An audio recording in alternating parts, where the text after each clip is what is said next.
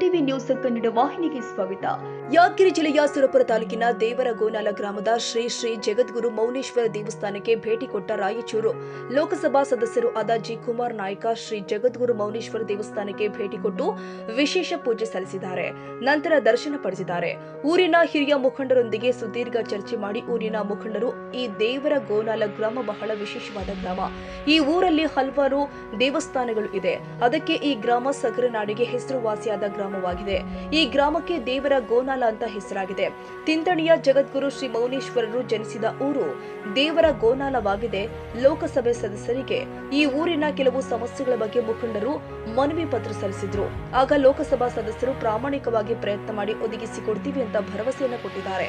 ಈ ಸಂದರ್ಭದಲ್ಲಿ ವೆಂಕೋಬ ಸಾಹುಕಾರ್ ಪ್ರಥಮ ದರ್ಜೆ ಗುತ್ತಿಗೆದಾರರು ದೊಡ್ಡ ದೇಸಾಯಿ, ಜಿಲ್ಲಾ ಪಂಚಾಯತ್ ಮಾಜಿ ಸದಸ್ಯರು ದೇವೇಂದ್ರಪ್ಪ ಚಿಕ್ಕನಹಳ್ಳಿ, ವೆಂಕಟೇಶ್ ಬೇಟರ್ಗ, ರಮೇಶ್ ದೊರೆ, ಆಲ್ಟಾಳ್ ಮಲ್ಲಯ್ಯ, ದಿವಳಗುಡ್ಡ ತಿಮ್ಮಯ್ಯ ಕನ್ನಳ್ಳಿ, ಮಾರ್ತಾಂಡಪ್ಪ ದೊರೆ, ಶಿವಮನಯ್ಯ ನಾಯಕ, ಬಸವರಾಜ್ ದಿವಳಗುಡ್ಡ, ಬಲಭೀಮ, ಶೇಖಣ್ಣ, ಭೀಮಣ್ಣ, ಬಸವರಾಜ್ ಈಶ್ವರ್, ಕಂಬಾರ್, ಸೈಯದ್ ಸಾ ಮುಂತಾದವರು ಉಪಸ್ಥಿತರಿದ್ದರು.